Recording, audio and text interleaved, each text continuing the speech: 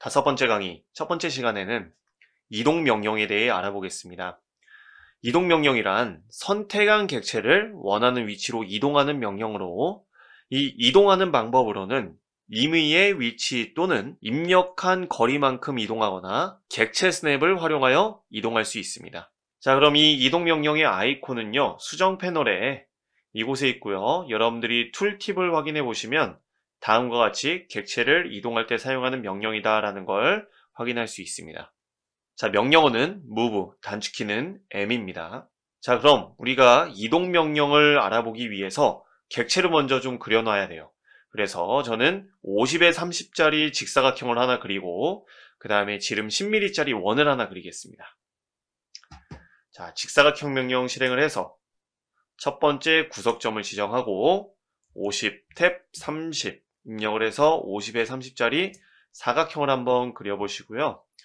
그 다음에 원은 우리 중심점 지름 옵션으로 사각형의 왼쪽 부분에 중심점을 지정을 해서 지름 10mm짜리 원을 다음과 같이 작성을 해보겠습니다.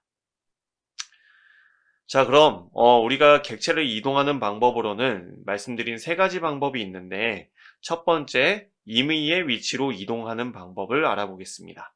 자, 명령을 실행한 다음에 저는 이 원 객체를 적당하게 사각형 우측 부위나 위쪽, 아래쪽으로 이동을 해볼 거예요. 자, 그래서 객체를 선택을 한 다음에 이 객체를 이동하겠다라고 해서 엔터를 누르겠습니다. 자, 그럼 메시지가 기준점을 지정하라고 나오는데 임의의 위치로 이동할 때는 여러분들 기준점의 위치는 어느 곳을 지정해도 관계는 없습니다.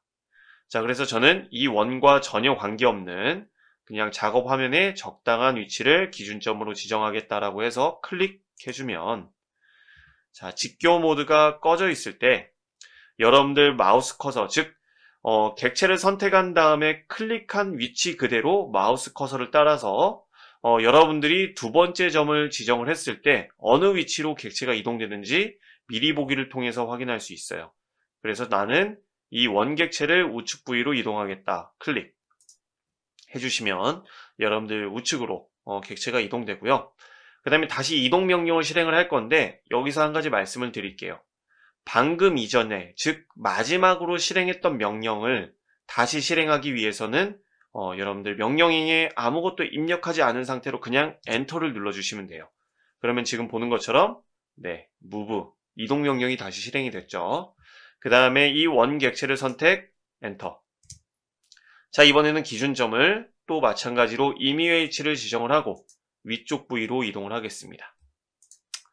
자, 이렇게 여러분들이 도면을 작성하다 보면 작성한 형상들을 적당한 위치로 윤곽선 내에 적절하게 배치하기 위해서 다음과 같이 임의의 위치로 이동하는 경우가 있는데 이때는 기준점의 지정이 중요하지 않다.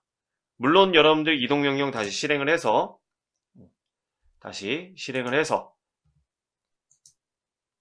객체를 선택한 다음에 기준점을 당연히 여기 있는 원 객체의 객체 스냅을 활용해서 원의 중심이든 아니면 4분점이든 아무데나 지정해도 관계없겠죠. 클릭, 적당한 위치로 클릭. 그래서 임의의 위치로 이동할 땐 기준점의 위치가 중요하지 않다라는 말씀을 드리면서 이번에는 입력한 거리만큼 이동을 한번 해보겠습니다. 자, 입력한 거리만큼 이동해 보기 위해서 저는 원 객체를 여기에 이 좌측 상단 끝점에 다시 한번 작성을 해볼게요. 자, 중심점 지름으로 자, 좌측 상단 끝점에 지름 10mm짜리 원을 다시 한번 그리겠습니다. 엔터. 자, 그 다음에 이 중심으로부터 원 객체를 저는 30mm 우측으로 이동을 해보려고 해요. 30mm. 자, 30mm 이동을 하려고 하는데 자, 이동 명령을 실행을 해주고 객체를 먼저 선택한 다음에 엔터. 우리가 임의의 위치로 이동할 때와 마찬가지로 입력한 거리만큼 이동할 때도 기준점의 위치가 중요하지 않습니다. 하지만 우리가 중요한 거는 여러분들이 이동할 방향으로 정확하게 수평 수직 방향으로 이동해야 되기 때문에 직교 모드는 항상 켜져 있어야겠죠. 자, 그 상태로 기준점은 임의의 위치를 지정하고 저는 우측 방향으로 30mm를 이동하겠다라고 해서 두 번째 점을 지정하지 않고 거리값을 입력하겠습니다. 30 엔터. 자, 그러면 우리가 측정으로 거리를 이 끝점에서 이 원의 중심까지 측정을 했을 때 이렇게 30mm 이동한 걸 확인할 수 있습니다. ESC. 자, 이 원은 제가 이번에는 아래쪽으로 한번 이동을 해볼 거예요. 30mm. 자, 우리가 이 사각형이 가로 50에 세로 30짜리 사각형인데 다시 아래쪽으로 30mm 이동해 보겠습니다. 자, 이동. 객체 선택, 엔터. 기준점은 임의의 위치를 지정을 하고 아래쪽 방향으로 이동하겠다라고 해서 커서를 아랫방향으로 이동한 다음에 30 엔터 해주시면 다음과 같이 원 객체가 여러분들이 입력한 거리만큼 이동을 하였습니다. 그래서 임의의 위치와 입력한 거리만큼 이동을 할 때는 기준점의 위치가 중요하지 않다. 어디를 지정을 해도 전혀 관계가 없다라는 말씀을 드리면서 끝으로 객체 스냅을 활용하여 이동하는 방법에 대해 안내를 해드리겠습니다. 여러분들이 도면을 작성하다 보면 그런 경우 있어요. 물론 이제 이 지금 사각형과 원 객체로 모든 상황을 설명할 수는 없지만 예를 들어서 이 원의 4분점을 왼쪽 9시 방향 4분점을 여기 끝점으로 가져다 두고 싶어요. 또는 이 원의 12시 방향 4분점을 이쪽으로 놓고 싶어요 라고 할 때 여러분들 객체 스냅을 활용해서 이동시킬 수 있는데 당연히 객체 스냅을 활용해서 이동한다라고 하는 것은 정확한 점을 지정해야 되잖아요. 그렇기 때문에 기준점의 지정이 매우 중요하겠죠. 자, 다시 한번 이동 명령 실행한 다음에 말씀드린 것처럼 객체를 선택하고 엔터. 이번에는 여기 있는 4분점을 클릭을 하고 이 직사각형 우측 끝점을 클릭을 할 건데 직교 모드가 켜져 있으면 이렇게 보기가 조금 불편하니까 직교 모드를 끄고 이곳에다가 클릭해주면 다음과 같이 원의 4분점을 9시 방향 4분점을 사각형 우측 상단 끝점에 이동을 시켰습니다. 다시 한번 해볼게요. 자, 이동 객체 선택 엔터. 이번에는 원의 12시 방향 4분점을 여기 사각형 좌측 하단의 끝점에 두겠습니다. 클릭.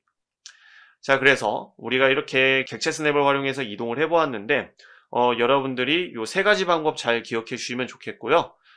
마치기 전에 한 가지만 더 설명을 드리겠습니다. 자, 저는 일단 이 원과 이 원을 4분점으로 이렇게 같이 붙여 놓도록 할게요. 이동해서 요 객체를 엔터, 여기 있는 4분점을 이 원의 4분점으로 이렇게 객체 스냅을 활용해서 이동을 시키겠습니다. 자, 그러면 이렇게 원 두 개가 나란히 있는데 여러분들이 도면을 작성하다 보면 객체를 이동을 할 때 우리가 이 시간은 알아보는 시간이기 때문에 단순하게 한 개, 두 개 객체만을 선택을 해서 이동을 하고 있는데 무수히 많은 객체들을 선택해서 이동하는 경우가 있어요. 자, 예를 들어 보겠습니다. 이 두 개의 원이 무수히 많은 객체라고 가정을 하고 저는 객체를 열심히 선택을 해서 그냥 클릭하거나 드래그뿐만 아니라 선택하지 말아야 할 객체들을 선택 해제하는 경우도 분명히 있었겠죠. 무수히 많은 객체를 선택을 해서 객체를 이동을 합니다. 엔터. 적당하게 이 사각형 안쪽으로 이렇게 이동을 하는데 이동해 놓고 봤더니 이 위치가 아니라 다른 위치로 이동을 했어야 됐어요. 도면 윤곽선 안에 배치를 적절하게 해봤더니 위치가 좀 안 맞아요 라고 할 때 이 객체들을 굉장히 어렵게 선택을 하셨을 텐데 다시 어렵게 선택하기란 매우 오랜 시간이 걸리고 귀찮을 수밖에 없겠죠. 그래서 방금 이전에 선택했던 객체를 쉽게 다시 그대로 선택하는 방법이 있어서 안내를 해드리겠습니다. 자, 이동 명령 실행을 한 다음에 내가 방금 이전에 선택했던 객체를 다시 실행하는 방법은 명령행에 알파벳 P를 입력해 주시는 방법인데요. P 엔터 라고 하면은 이 P라는 단축키는요 previous 이전의 약자로서 P라고 입력을 하면 방금 이전에 선택했던 객체를 그대로 다시 선택해주는 그러한 기능입니다. 그 상태로 엔터를 한 번 더 눌러서 객체 선택을 완료하고 기준점을 지정을 해서 여러분들이 사각형 바깥쪽으로 객체를 다시 이동을 해주시면 되겠죠. 다시 한번 해보겠습니다. 이동. 그 다음에 객체 선택하는 대신에 P 엔터 하면 방금 이전에 선택했던 객체들이 다시 선택되고 다시 한번 엔터를 눌러서 선택을 완료해 주신 다음에 이 객체를 4분점을 이 사각형 중간점으로 이렇게 이동시킬 수 있습니다. 자, 이렇게 해서 우리가 이동 명령에 대해서 알아보면서 임의의 위치로 객체를 이동하는 방법, 그리고 직교 모드를 활용을 해서 입력한 거리만큼 이동하는 방법, 끝으로 객체 스냅을 활용해 이동하는 방법에 대해 알아보았고요. 이것으로 설명을 마치겠습니다. 바로 이어서 복사 명령에 대해 알아보겠습니다. 복사 명령은 지정된 방향으로 지정된 거리만큼 떨어진 곳에 객체를 복사하는 명령입니다. 이동 명령과 사용 방법은 동일하지만 명령 이름 그대로 선택한 객체를 이동할 것인지 아니면 선택한 객체를 그대로 두고 사본 객체를 추가로 생성할 것인지에 대한 차이가 있습니다. 자, 이 복사 명령 아이콘은 수정 패널 이곳에 있고요. 명령어는 copy, 단축키는 CO입니다. 자, 그러면 우리가 바로 이전에 이동 명령에 대해서 다루면서 작성했던 이 객체인데요. 여기서 저는 이 원 하나만 지우도록 하겠습니다. 그리고 이 원의 객체의 중심점을 기준으로 좌측 상단, 사각형 좌측 상단으로 객체를 이동시키겠습니다. 이동. 그 다음에 원의 중심으로 클릭. 자, 그러면 저는 이 원 객체를 이 사각형의 각 끝점에 한번 복사를 해보려고 하는데요. 복사 명령을 실행을 하면 메시지가 객체를 선택하라고 나오죠. 복사할 객체를 선택하시면 됩니다. 선택, 엔터. 그 다음에 메시지가 나오죠. 기본점을 지정하라고 나오는데 기본점은 여러분들 이동 명령에 대해서 다룰 때 사용했던 기준점이랑 똑같은 의미입니다. 자, 그래서 저는 이 원의 중심을 사각형의 각 끝점에 배치를 하려고 하기 때문에 정확하게 객체 스냅을 지정을 해야겠죠. 그래서 원의 중심이 나타나도 좋고 이렇게 사각형의 끝점이 나타나도 좋습니다. 클릭, 우측으로 클릭, 끝점 클릭, 클릭. 이렇게 여러분들 복사 명령은 객체를 여러분들이 복사하고 싶은 만큼 계속 진행이 되고요. 복사를 다 했다라고 하면 ESC를 눌러서 명령을 종료해 주시면 됩니다. 굉장히 간단하죠. 다시 한번 해볼게요. 복사. 이번에는 여러분들 객체를 임의의 위치로 복사를 해볼게요. 객체를 선택한 다음에 엔터. 그 다음에 이동과 마찬가지로 임의의 위치로 복사할 때는 기준점, 기본점의 위치가 중요하지 않습니다. 아무데나 지정을 하고 저는 이 위쪽에다가 클릭, 클릭, 클릭, 클릭. 이렇게 클릭한 만큼 여러분들 무수히 많은 객체를 복사를 시킬 수가 있고 전부 다 복사가 완료됐다라고 하면 ESC 눌러서 명령을 종료해 주시면 되겠습니다.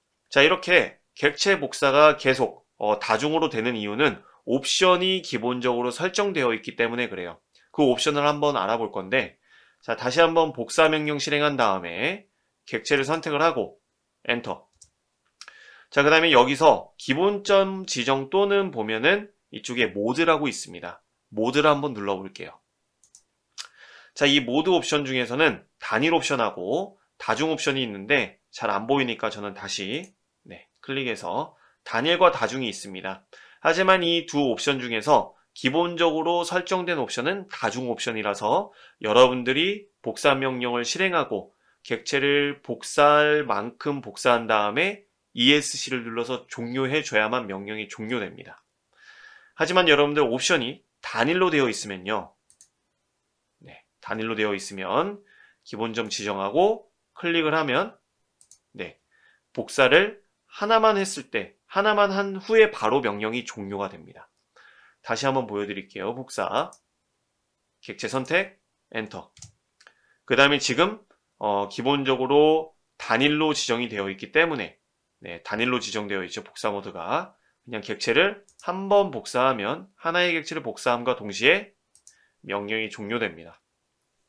자, 그래서 여러분들이 개인적으로 편한 모드를 선택을 해주시면 되지만 저는 기본 설정되어 있는 다중 모드가 편하기 때문에 다시 복사, 객체 선택, 엔터, 모드를 다중으로 해놓도록 하겠습니다. 자, 그 다음에 우리가 임의의 위치로도 복사를 해봤고, 대략적으로 복사도 해봤고, 그 다음에 이렇게 객체 스냅을 활용해서도 복사를 해봤고요. 이동과 마찬가지로 방향과 거리 값을 지정을 해서도 복사를 해보겠습니다.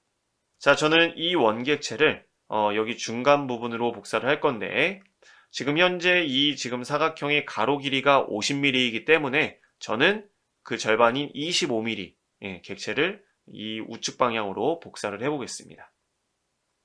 자, 복사, 객체 선택, 엔터.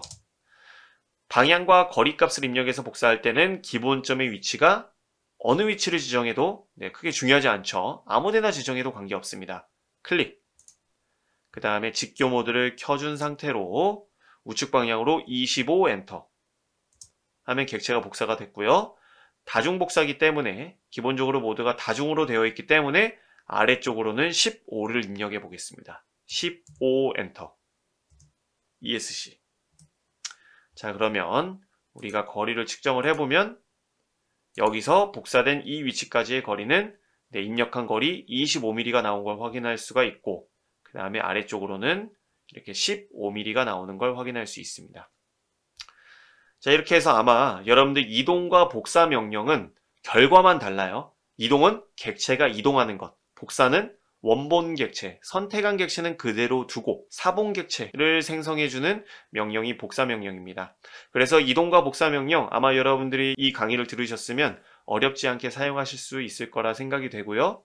이것으로 복사 명령에 대한 설명을 마치겠습니다. 이번에는 대칭 명령에 대해 알아보겠습니다. 대칭 명령이란 형상의 절반을 표현하는 객체를 작성하고 이를 선택해 기준선에 대해 대칭 이미지를 만들어 다른 절반을 작성하는 명령입니다. 이 대칭 명령의 아이콘은요, 리본 수정 패널에 이곳에 있고요. 명령어는 mirror, 단축키는 MI입니다. 지금 여기 보면 여러분들 대칭 툴팁에 탁구체 형상으로 보이는데요. 지금 보는 것처럼 중심선을 기준으로 위쪽은 절반을 작성한 형상, 아래쪽은 이 대칭 명령을 사용을 해서 대칭한 형상입니다. 그래서 이렇게 특정 기준으로부터 좌우 또는 상하 대칭일 경우에 이 대칭 명령을 사용하면 형상을 빠르게 작성을 하실 수가 있습니다. 자, 그러면 우리가 대칭 명령을 알아보기 위해서 형상을 하나 작성을 할 건데요. 먼저 저는 선 명령을 실행을 해 50mm짜리 수평선을 한번 그려보겠습니다. 50 엔터 ESC. 자, 그 다음에 저는 이 지금 수평선을 대칭 기준선으로 사용하려고 해요. 그래서 이 위쪽으로 간단하게 L자 형상을 하나 작성을 할 건데 선 명령을 이어서 이용하겠습니다.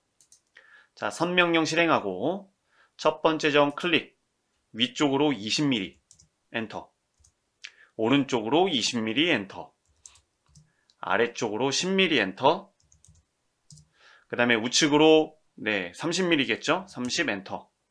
그 다음에 마지막으로 그냥 끝점을 클릭 ESC 해서 다음과 같이 L자 형상으로 이렇게 지금 형상을 준비를 해주시면 되겠고요. 저는 이 선을 지금 대칭 기준선으로 사용한다고 말씀드렸는데 이 선은 도면층에서 중심선으로 바꿔주도록 하겠습니다.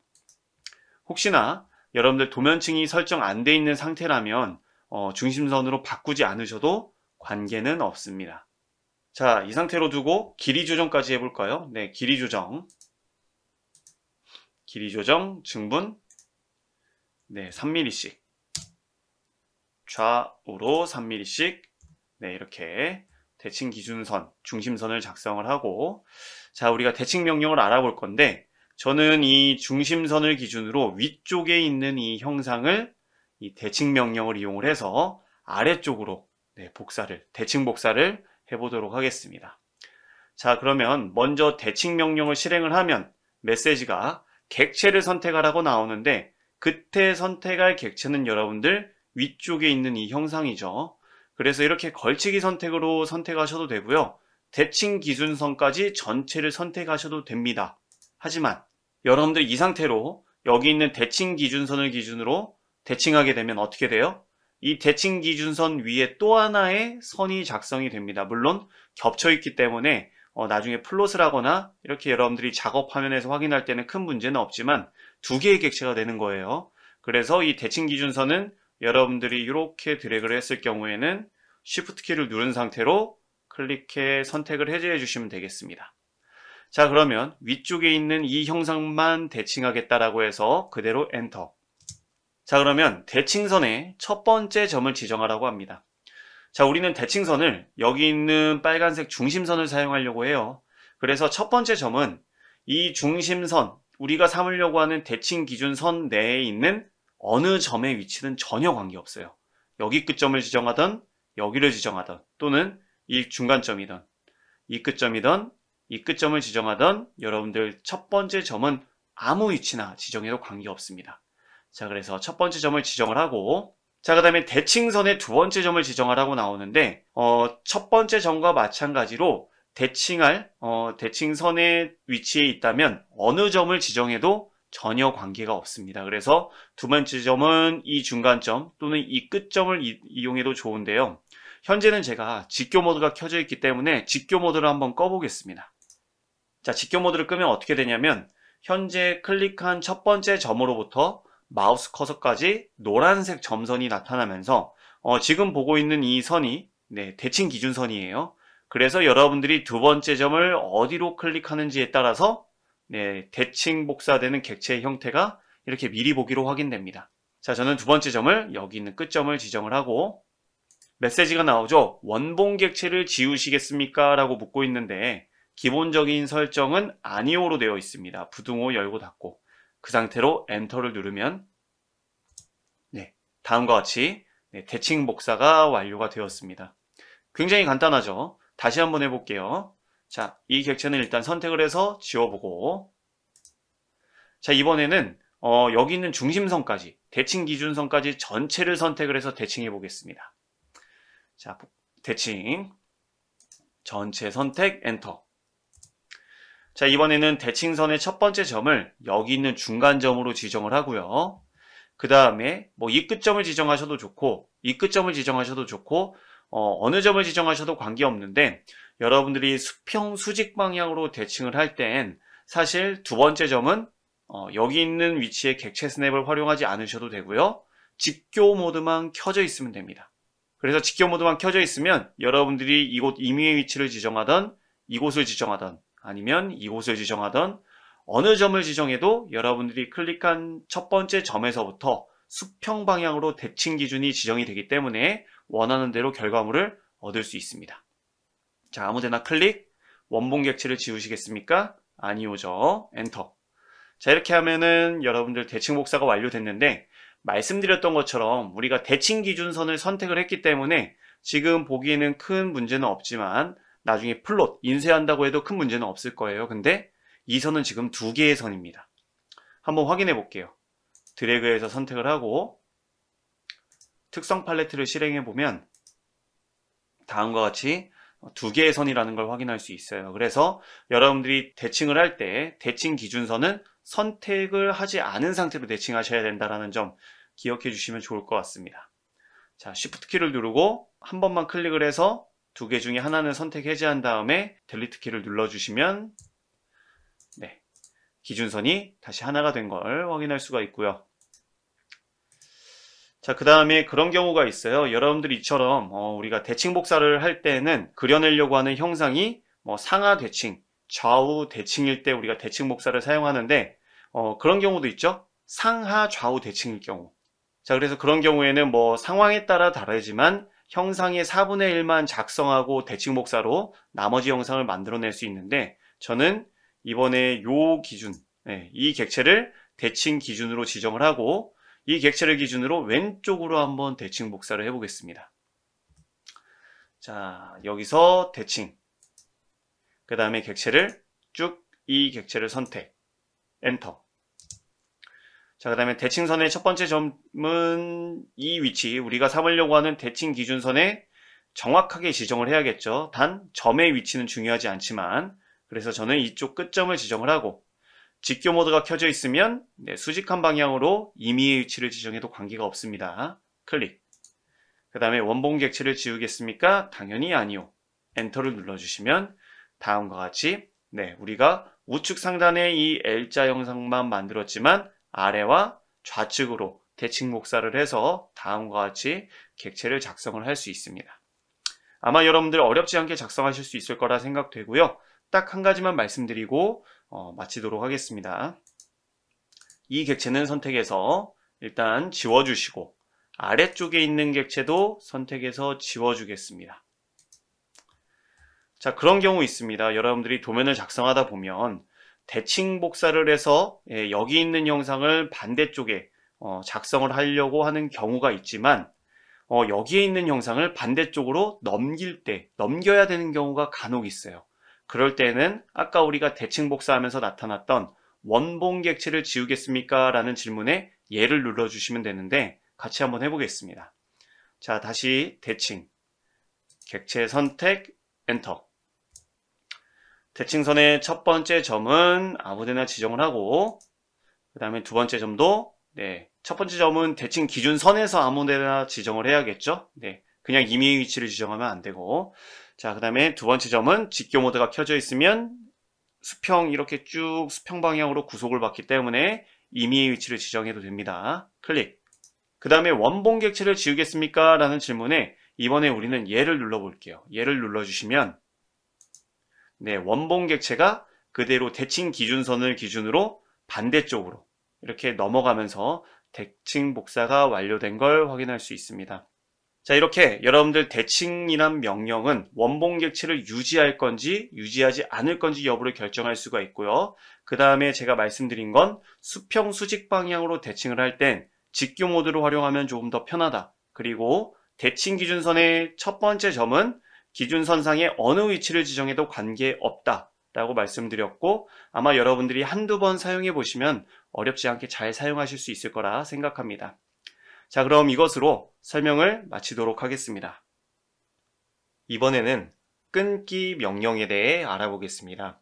끊기 명령이란 객체를 일정 구간에 대해서 첫 번째 점과 두 번째 점을 선택해 끊을 수 있는 명령입니다.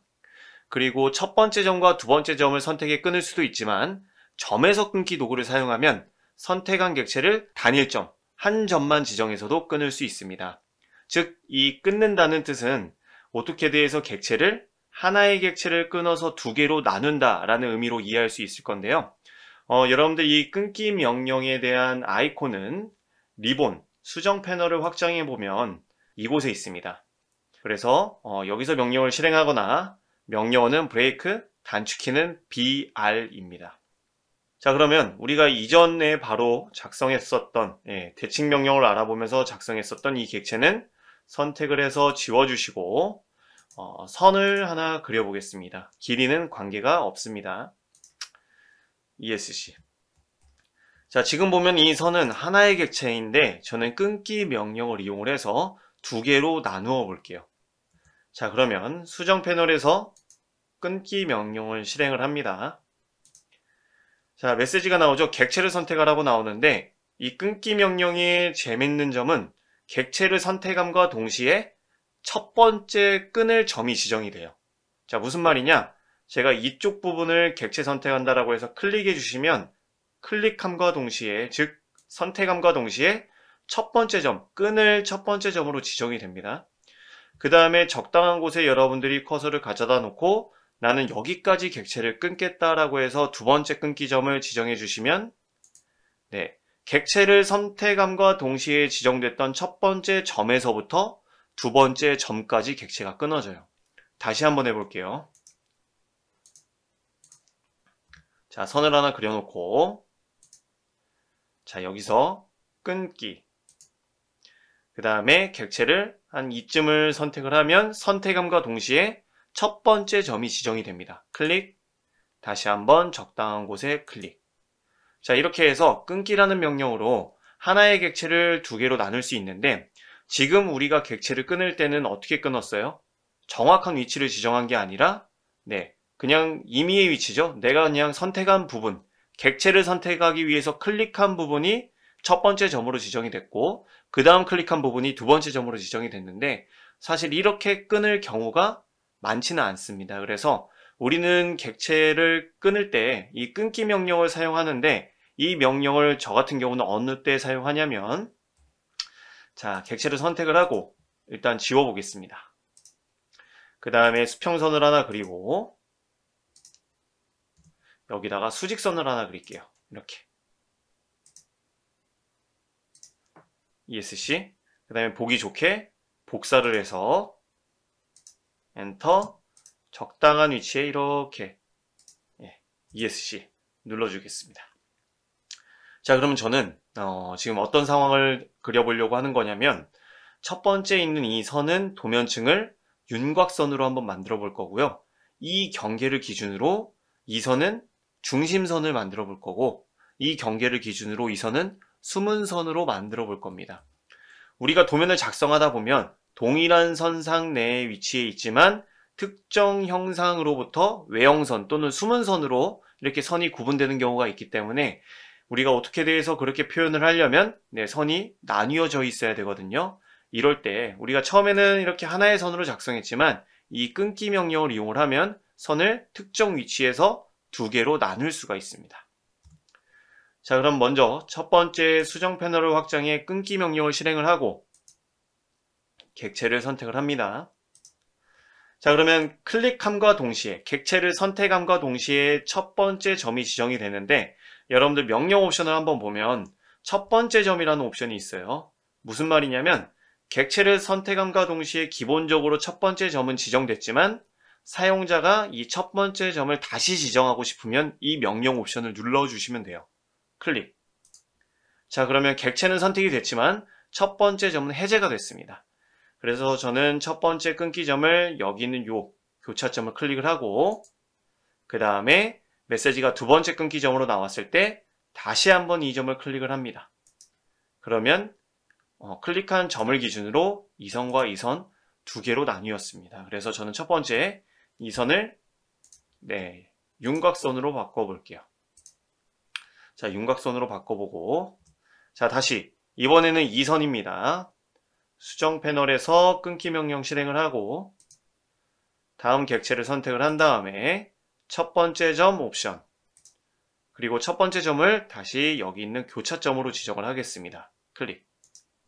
그리고 두 번째 점을 다시 한번 이렇게 클릭해 주시면 지정한 점으로부터 객체가 두 개로 나뉘게 되고 저는 먼저 있는 이 선을 중심선으로 ESC 마지막에 있는 이 선을 수문선으로 변경해 보겠습니다. 이렇게 해서 우리가 끊기라는 명령은 다음과 같이 특정 위치를 정확하게 지정을 해서 객체를 둘로 나누어서 이렇게 도면층을 다르게 적용할 때도 끊기 명령을 사용을 합니다. 근데 과거에는 이렇게 명령이 진행이 됐었지만 굉장히 조금 불편해요. 그래서 여기 보면 수정 패널을 확장했을 때 끊기 명령 말고요. 끊기 명령 옆에 뭐가 있냐면 점에서 끊기라는 명령이 있습니다. 이 점에서 끊기라는 명령은 사실 어떻게든 2021 버전 이전에는 아이콘으로만 실행이 됐었는데 21 버전부터는 이 명령어가 여기 툴팁에 보면 break at point라고 해서 별도의 명령어가 만들어졌어요. 그래서 이 명령어를 이용해서 실행을 하거나 아니면 그냥 아이콘으로 이 점에서 끊기 명령을 실행하실 수 있습니다. 자, 그러면 저는 이 위쪽에다 수평선을 하나 더 그려서 ESC 이번에는 끊기가 아니라 점에서 끊기라는 명령을 실행해 볼게요. 자, 이번에는 점에서 끊기 break at point 명령을 클릭해서 실행을 하고 객체를 선택하면 이 명령의 특징은 객체를 선택함과 동시에 첫 번째 점이 지정이 안 됩니다. 클릭. 그 다음에 메시지가 바뀌죠. 끊기 점을 지정하라고 바뀌는데 그때 여기 있는 이 교차점을 클릭해 주시면 객체를 선택하고 한 점만 여러분들이 지정해 주면 선이 다음과 같이 두 개로 나뉘게 됩니다.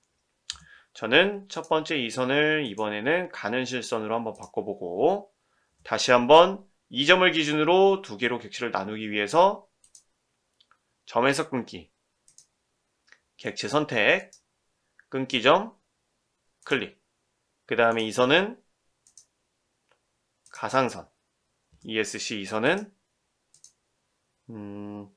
똑같이 수문선으로 두겠습니다. 수문선. 이렇게 해서 우리가 점에서 끊기라는 명령을 이용해서 그냥 끊기 명령을 이용했을 때보다 간단하게 객체를 하나에서 둘로 나누는 방법에 대해 알아보았습니다.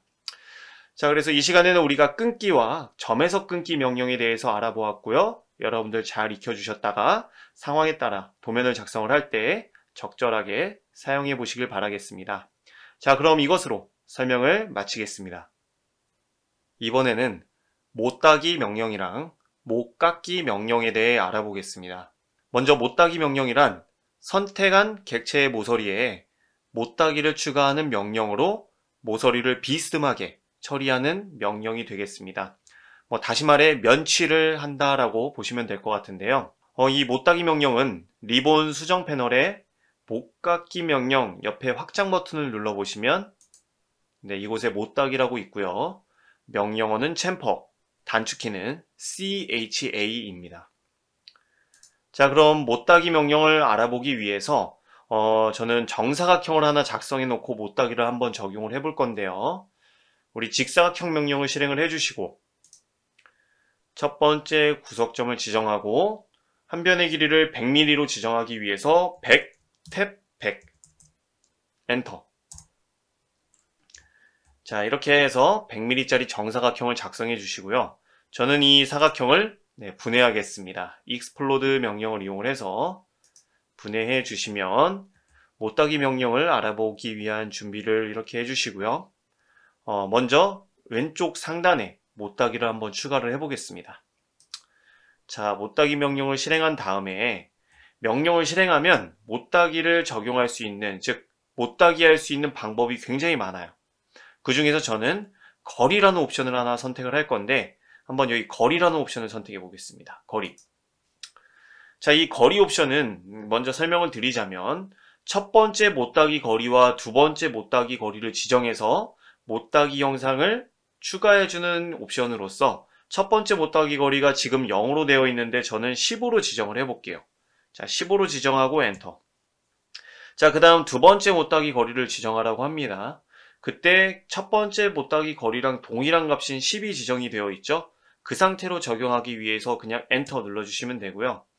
자, 그러면 왼쪽 상단, 저는 이곳에 못따기를 추가하려고 하는데 선을 선택함에 있어서 순서는 관계가 없습니다. 단, 지금 동일한 거리잖아요. 첫 번째 선과 두 번째 선의 모서리의 거리가 동일하기 때문에 선택하는 순서가 관계가 없으니 첫 번째 선 선택, 두 번째 선 선택을 해주시면 다음과 같이 못따기 형상이 추가가 됩니다. 굉장히 간단하죠. 다시 한번 해볼게요. 자, 다시 한번 못따기. 이번에도 거리 옵션. 자, 이번에는 못따기의 거리를 20으로 해보겠습니다. 20. 엔터. 자, 그 다음에 두 번째 못따기 거리도 20으로 지정된 상태로 엔터. 그 다음에 첫 번째 선 선택, 두 번째 선 선택을 해주시면 클릭. 다음과 같이 못따기가 적용이 됐습니다. 자, 그러면 여러분들이 지정한 이 거리 값은 어디에 적용된 거리 값인지 궁금할 수도 있는데, 자, 우리가 배우진 않았지만 이번에 한번 치수를 이용을 해서 여기에 치수를 추가를 해볼게요. 선형 치수를 한번 실행을 하셔서 여기 보면 리본 주석 패널에 선형 치수를 실행하셔서 여기 있는 요 끝점 클릭, 여기 있는 이 끝점 클릭 해주시면 클릭한 점과 점의 가로 길이가 나타납니다. 그리고 치수선은 적당한 위치에 클릭. 자, 그래서 이 모서리, 이 선에, 선택한 이 선에 요 거리, 잘려나간 거리가 10mm다 뜻이고요. 자, 선형, 다시 클릭, 클릭, 이번엔 이쪽으로. 이렇게 해주시면은, 우리가 먼저 왼쪽 위에, 좌측 상단에 거리 10mm짜리 못따기를 적용을 했었죠? 그때 적용된 거리가 이 거리고요. 우측 상단에는 여기서 여기까지가 20, 여기서 여기까지가 20인 못따기를 다음과 같이 작성을 할 수 있었습니다.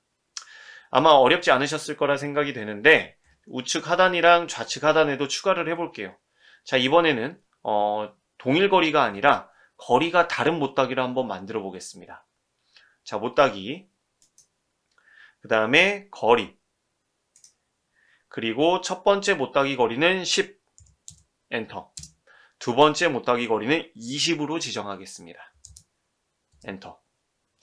자, 그러면 이때는 첫 번째 못따기 거리와 두 번째 못따기 거리 값이 다르기 때문에 선택하는 선 순서가 중요합니다. 만약에 여러분들이 이곳에 10을 적용할 거면 첫 번째로 2선을 선택해 주셔야 되고요. 이곳에 10을 적용할 거면 첫 번째로 2선을 선택해 주셔야 돼요. 그래서 저는 첫 번째 선을 아래쪽 선을 선택하고 두 번째 선을 이쪽을 선택을 하면 첫 번째 선택한 선의 요 잘려나간 거리가 10이 되고요. 두 번째 선택한 요 선이 잘려나간 요 거리가 20이 됩니다. 그래서 다음과 같이 서로 다른 거리에 못따기를 추가를 할 수가 있고, 끝으로 우리가 거리 옵션뿐만 아니라 거리와 각도로 못따기를 우리가 추가를 할 수가 있는데, 자, 다시 한번 못따기 명령. 이번에는 각도 옵션. 그 다음에 첫 번째 선의 못따기 길이는 저는 15로 해보겠습니다. 거리는 15. 그 다음에 못따기 각도는 60으로 해볼게요. 60도. 자, 그래서 첫 번째 선의 못따기 길이는 여기를 클릭을 하고 첫 번째 선을, 두 번째 선은 여기를 클릭을 하면 여기 선형치수로 이 거리, 첫 번째 선의 거리가 15고요. 이 선으로부터 이렇게 기울여진 각도가 이렇게 60도에 해당하는 못따기 영상이 추가되었습니다. 자, 아마 이 정도면 잘 하실 수 있을 거라 생각되는데, 옆쪽에 다시 한번 100mm 정사각형을 하나 그려볼게요. 자, 여기다가 100, 탭 100, 엔터. 그 다음에 익스플로드 분해까지 해주시고요. 자, 그 다음 못따기 명령을 다시 한번 실행해보면 아마 여러분들 명령 취소라는 옵션은 잘 알 거라 생각이 됩니다. 못따기를 추가한 다음에 잘못 추가했구나 라고 할 때 명령 취소해 주시면 되겠죠. 일단 거리가 10, 두 번째 거리는 그냥 10으로 해놓고 클릭 해서 진행을 한 다음에 다시 한번 명령을 실행을 해보고, 이 명령 취소는 연속적으로 다중으로 작성할 때 일단 적용이 되는 건데, 먼저 이거부터 설명을 드릴게요. 자르기 옵션. 자, 우리가 지금 거리와 각도 옵션에 대해서는 알아보았고, 자르기라는 옵션에 대해서 좀 알아보겠습니다. 자, 자르기 옵션을 선택을 하면 자르기와 자르지 않기라는 두 개의 옵션이 있는데, 기본적으로 자르기로 되어 있어요. 그러면 자르지 않을 땐 형상이 어떻게 만들어지는지 한번 확인해 보기 위해서 자르지 않기로 누른 다음에 첫 번째 선 선택, 두 번째 선을 선택을 해주면 어떻게 되냐면 선택한 객체는 그대로 있고 그 객체 사이에 다음과 같이 못따기 영상을 새롭게 추가를 해 주었습니다. 자, 그래서 작업하는 상황에 따라서 왼쪽처럼 잘라져서 못따기가 생성되는 경우, 오른쪽처럼 자르지 않고 못따기가 생성되는 경우를 여러분들이 선택해서 하시려면 명령 옵션에서 그걸 선택해 주시면 된다라는 말씀을 드리겠고요. 그 다음에 여기에 다중이라는 옵션이 있습니다. 우리가 복사 명령에 대해서 알아볼 때 다중이라는 옵션 설명을 드리긴 했지만 못따기도 마찬가지예요. 내가 지금 추가하려고 하는 못따기의 개수가 굉장히 많아요. 그럴 경우 지금 이 상태로 못따기를 하게 되면 한번 추가하고 또 한번 명령을 실행하고 또 추가하고 명령을 실행하고 반복해야 되지만, 이 다중이라는 옵션을 눌러주시면 계속 여러분들이 원할 때까지 못따기를 추가할 수 있습니다. 자, 저는 거리는 기본적으로 10으로 되어 있는 상태로 옵션을 다중으로 눌러주고 클릭 들어갔죠. 클릭 다음과 같이 못따기가 들어갔죠. 그러나 잘못 적용된 경우에는 명령 취소 해서 다음과 같이 취소시킬 수 있습니다. 그리고 자르기 옵션을 다시 자르기로 놓고 이렇게 못따기를 추가를 하고, 전부 다 추가가 완료되었을 땐 ESC를 눌러서 명령을 종료해 주시면 되겠습니다. 자, 여기까지 해서 못따기 명령에 대해 알아보았고요. 그럼 바로 이어서 못깎기 명령에 대해 알아보겠습니다. 자, 못깎기 명령은 선택한 객체의 모서리에 못깎기를 추가하는 명령입니다. 모서리를 둥글게 처리하는 명령이에요. 우리가 필렛이라고도 하는데, 자, 이 못깎기 명령은 아이콘의 위치는 아까 여러분들이 같이 확인을 하셨을 거고요. 리본 수정 패널에 이곳에 있고요. 명령어는 필렛, 단축키는 F입니다. 자, 그러면 우리가 못깎기 명령을 적용해 보기 위해서 우측에다가 100mm 정사각형을 하나 그려볼게요. 자, 직사각형 명령 실행한 다음에 100, 탭, 100, 엔터. 자, 그리고 익스플로드로 분해를 해주겠습니다. 객체 선택, 엔터. 자, 그 다음에 목깎기를 좌측 상단에서부터 적용을 해볼게요. 그래서 목깎기 명령을 실행한 다음 여기에 여러 가지 옵션이 있는데 이 목깎기 명령은 우리가 적용하기 전에 첫 번째 반지름, 이 적용할 둥글기의 반지름 크기를 지정해 주셔야 됩니다. 자, 그래서 반지름 옵션을 눌러준 다음 목깎기의 반지름을 10으로 지정을 해볼게요. 10, 엔터. 그 다음에 첫 번째 객체를 선택하라고 나오는데 당연히 순서는 관계없겠죠. 네. 그래서 첫 번째 객체 선택, 두 번째 객체를 선택을 하면 다음과 같이 모서리가 둥글게 처리되면서 목깎기 형상이 추가가 되었습니다. 여러분들 사용 방법은 못따기와 굉장히 비슷하지만 거리를 입력하는 것과 반지름을 입력하는 것에 대한 차이 정도가 있지만 네, 객체를 선택해서 모서리에 적용하는 방식은 동일하죠. 자, 우측. 다시 한번 목깎기 명령을 실행을 해보면 이번에는 우측에 적용하기 전에 못따기에서 확인했던 옵션들이 보여요. 명령 취소, 자르기, 다중이라는 옵션이 일단 보입니다. 자, 자르기는 똑같습니다. 여러분들 이 모서리는 그대로 두고 이 안쪽에 목깎기 영상을 추가하는 명령이에요. 그래서 추가하는 옵션이죠. 자르기, 자르지 않기로 한 다음에 자, 클릭. 기본적으로 반지름은 바로 이전에 10으로 지정했기 때문에 그냥 선택해도 관계없습니다. 클릭해 주시면 이렇게 목깎기가 작성이 됩니다. 자, 다중도 마찬가지죠. 아래쪽에 한번 적용을 해볼게요. 자, 목깎기. 이번에는 반지름은 20 엔터. 그 다음에 자르기는 네, 자르기로. 끝으로 다중 옵션을 선택해 준 다음에 첫 번째 객체, 두 번째 객체. 첫 번째 객체, 두 번째 객체를 선택해 주시면 다음과 같이 목깎기 영상이 작성이 완료됩니다. 자, 이렇게 해서 우리가 목깎기도 작성을 해보았는데 설명을 마치기 전에 한 가지만 더 말씀드릴게요. 자, 이 두 객체는 선택을 해서 한번 지워보겠습니다. 이것까지. 얘도.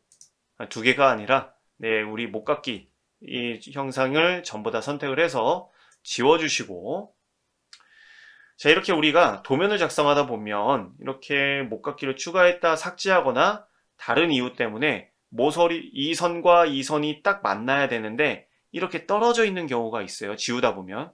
자, 그럴 경우에 우리가 지금까지 아는 방법으로는 어떤 것들이 있냐면 이 객체를 연장하고 자르는 방법들이 있고 그 다음에 설명은 아직 드리진 않았지만 우리가 객체를 기본적으로 선택을 하면 다음과 같이 파란색 점이 나타납니다. 이 파란색 점을 어떻게 대해서는 그립이라고 해요.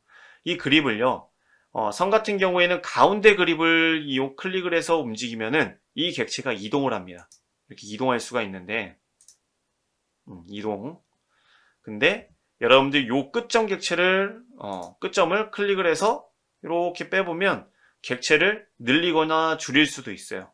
근데 우리가 이런 그립을 이용한 객체를 늘리거나 줄이거나 이동하는 방법을 잘 사용하지 않는 이유는 하나하나 점을 클릭해서 우리가 객체를 다루다 보면 실수로 잘못 클릭해 네, 형상이 잘못되는 경우가 생길 확률이 굉장히 높기 때문에 그립을 이용해서 객체를 수정하는 것은 개인적으로는 권해드리지는 않습니다.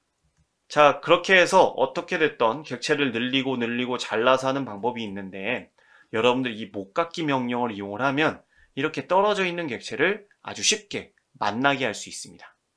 같이 한번 알아볼게요. 자, 목깎기 명령을 실행을 하고 자, 반지름을 지금은 20으로 되어 있는데 이 반지름 값을 0으로 지정하겠습니다. 0, 엔터.